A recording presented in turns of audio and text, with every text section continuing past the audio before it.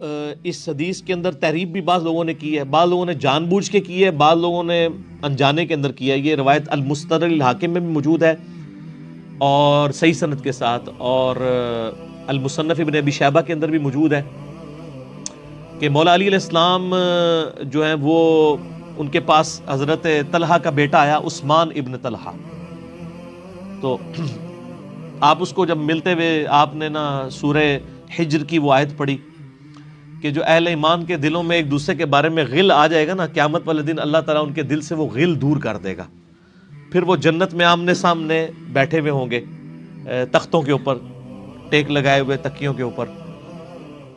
تو انہوں نے کہا کہ میں اللہ سے امید کرتا ہوں کہ یہ آیت میرے، طلحہ اور زبیر اور عثمان ابن عفان، ان تین بندے اور چوتھا میں، یہ آیت ہمارے بارے میں ہے کہ اللہ تعالیٰ ہمارے دلوں میں جو ایک دوسرے کے لیے میل آ گیا قیامت والے دن وہ دور کر دے گا اور ہم ایک دوسرے سے راضی ہو جائیں گے۔ ظاہر ہے مطلب وہ تکلیفیں تو پہنچی تھی نا حضرت علی کو، مطلب کئی لوگوں سے تکلیف پہنچی، بل آپ نے ان کو ایک کلین چٹ دے دی کہ میں اللہ سے امید کرتا ہوں کہ ان لوگوں کے بارے میں یہ آیات ہے کہ اللہ تعالیٰ ہمارے دلوں میں ایک دوسرے کی نفرت ختم کر دے گا، جو اگر دنیاوی وجہ سے، دنیاوی طور پر کسی دینی وجہ سے آئی ہے۔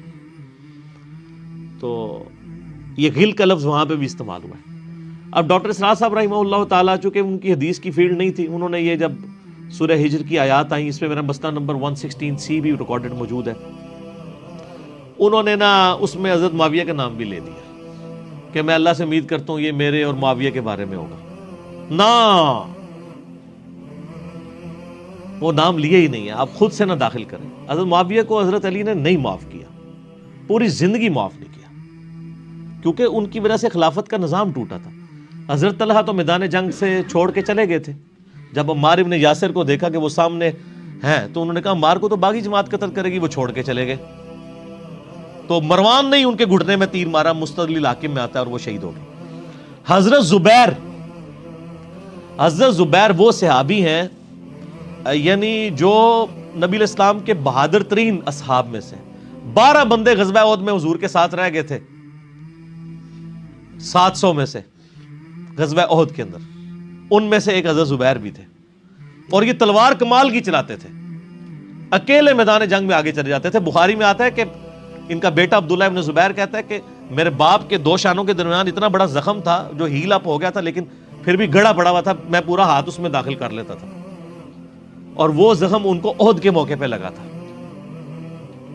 ٹھیک ہے، اور پھر جنگ، اسی حدیث میں بخاری کے آتا ہے کہ جنگ یرموک کے موقع پر لوگ یعنی لیڈر کے اوپر چل رہے ہوتے ہیں، تو حضرت زبیر بھی ایک اسکواڈ کو لیڈ کر رہے تھے، تو لوگوں نے کہا حضرت آپ آگے جائیں، انہوں نے کہا جب میں آگے جاؤں گا تو میرے ساتھ کوئی نہیں آگے جا سکے، تو وہ اکیلے گھوڑے کو انہوں نے جو ہے وہ ایڑی لگائی اور رومن امپائر کی یعنی فوج کے اندر گھس گئے، اور کوئی بھی ان سے لڑنے کے لیے تیار نہیں ہوتا تھا، اتنی بہادری تھی ان کے اندر، لیکن جنگ جمل میں حضرت علی کے مقابلے پہ آ گئے۔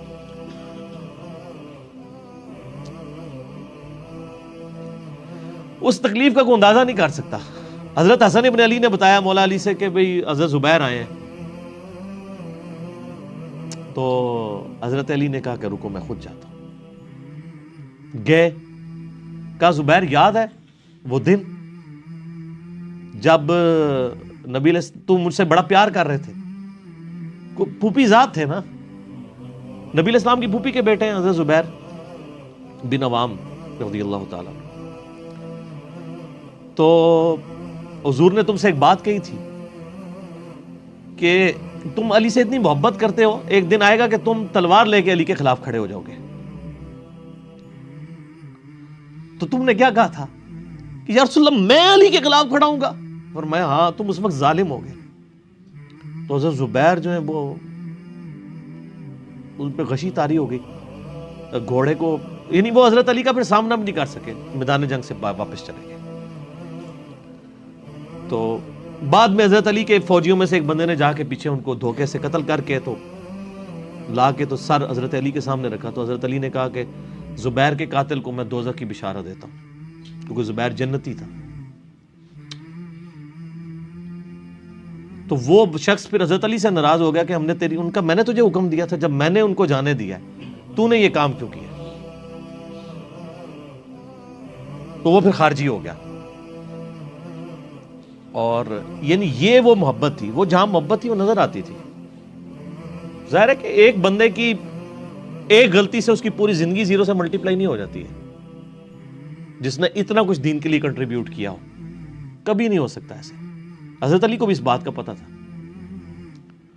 بہرحال یعنی اللہ تعالیٰ ان سے راضی ہو، اس لیے نبی علیہ السلام کی اس حدیث یعنی وہ حضرت علی کے اس قول کو حضرت علی فٹ کیا کرتے تھے حضرت زبیر، طلحہ اور حضرت عثمان ابن عفان پہ رضی اللہ تعالیٰ. باقی آپ میرا کربلا والا ریسرچ پیپر پڑھیں تو آپ کو پتہ چلے گا کہ کتنی یعنی مشکل وقت حضرت علی نے اپنی خلافت میں دیکھا ہے اس حوالے سے. یعنی مصنف ابن ابی شیبہ میں آپ کے مخالفین کی لاشیں بھی ہیں، ان پہ بھی حضرت علی گریہ کر رہے ہیں، ایک ایک کی لاش اٹھا کے اس کو صاف کر رہے ہیں. حضرت طلحہ کا بیٹا تھا محمد بن طلحہ، اس کی لاش دیکھی تو رو پڑے حضرت علی، حالانکہ وہ مخالفت میں لڑنے آیا ہوا تھا. پھر حضرت حسن سے کہا کاش میں جنگ جمل سے 20 سال پہلے ہی مر گیا ہوتا، میں یہ دن نہ دیکھتا. ایک ایسا شخص جس نے 8 سال کی عمر میں اسلام قبول کیا، جس نے اسلام کو زیرو سے 3 براعظموں میں پھیلتے ہوئے دیکھا، اور اب اس کو بڑھاپے میں یہ دن دیکھنے پڑ رہے ہیں کہ اس کے سامنے اسلام کا شرازہ بکھر رہا ہے، کہ مسلمانوں سے لڑ رہے ہیں. ایک ایک جنگ میں 8-8 10 ہزار لوگ، جن میں مرنے والے صحابہ ہیں حضور کی تربیت یافتہ، جو ایک آواز کے اوپر حضور کی لبیک کہنے والے تھے، شیر و شکر تھے آپس میں. آپ اندازہ کر سکتے ہیں. اسی لیے حضرت علی جو ہیں وہ یعنی کوفے میں شہر سے باہر آپ کو پتہ ہے کنویں ہوا کرتے تھے، اکیلے جا کے کنویں پہ بیٹھ کے رویا کرتے تھے کہ یا اللہ اس امت کے ساتھ کیا ہو گیا. کوشش کرتے رہے، اینڈ رزلٹ یہ ہے کہ وہ خلافت کا نظام. اسی لیے مصنف ابن ابی شیبہ میں آتا ہے کہ آپ نے فجر اور عشاء کی نمازوں میں قنوت نازلہ پڑھی، اللہم علیک بمعاویہ و اشیاعہ، اے اللہ معاویہ اس کے شیعہ کو برباد کر، علی اور اس کے عمرو بن عاص اور اس کے شیعہ کو، ابا سلمی اور اس کے شیعہ کو، قیس اور اس کے شیعہ کو برباد کر. باقی احادیث میں آپ علیہ السلام نے جو بشارت کر دی تھی، سنن صحیح کبریٰ کے اندر حدیث موجود ہے، حاکم کے اندر، کہ نبی علیہ السلام نے حضرت علی سے ایک دن فرمایا تھا، اے علی اگلی امتوں میں سب سے بڑا بدبخت وہ تھا جس نے قوم عاد کی اونٹنی کو قتل کیا اور اس کے بعد عذاب آ گیا. میری امت کا سب سے بڑا بدبخت وہ ہوگا جو تیرے سر کے خون سے تیری داڑھی کو رنگ دے گا. اور وہی ہوا ہے. اور اس کے بعد پھر دیکھیں امت ایک جگہ جمع نہیں ہوئی ہے. حضرت علی ایک آخری کوشش تھے، اور جن لوگوں نے اس وقت ساتھ نہیں دیا پھر ان کو دنیا میں اس کا خمیازہ بھگتنا پڑا ہے. عبداللہ بن عمر نے بیعت نہیں نہ کی تو صحیح بخاری اٹھا کے دیکھیں، عبداللہ بن عمر کو آل امیہ نہیں قتل کروایا، حجاج بن یوسف نے زہر آلود نیزہ مروا دیا. اور حاکم کے اندر مجموع الزوائد کے اندر موجود ہے، حضرت عبداللہ بن عمر آخری عمر میں کہا کرتے تھے کاش میں اس وقت علی کا ساتھ دیتا اور یہ خلافت کا نظام تو بچ جاتا. کیونکہ کئی لوگ بیچ میں نیوٹرل ہو گئے تھے جو پھر ساتھ نہیں دیا، تو اس کی وجہ سے پھر حضرت علی کے چونکہ اب پاس اتنی مین پاور نہیں تھی کہ اس سسٹم کو سنبھال سکتے. بال پھر وہ شہید ہو گئے اور پھر معاملات آگے. خیر بات کہاں سے کہاں نکل گئی، کیونکہ یہ اس کے ساتھ غل کا لفظ تھا، تو یہ غل کے لفظ کو ایڈریس کرنا ضروری تھا. تو آج ہم جب جنگ جمل صفین نہروان کو ڈسکس کرتے ہیں تو یہ کوئی غل والی بات نہیں ہے، یہ وہ چیزیں ہیں جو ایک ریالٹی ہیں. اور وہ اگر یہ غل والی بات ہے تو نبی علیہ السلام کے دل میں بھی نعوذ باللہ غل تھا، مولا علی کے دل میں بھی غل تھا. ایسا نہیں تھا، وہ دین کی حمیت کہلاتی ہے، اس کو غل نہیں آتا.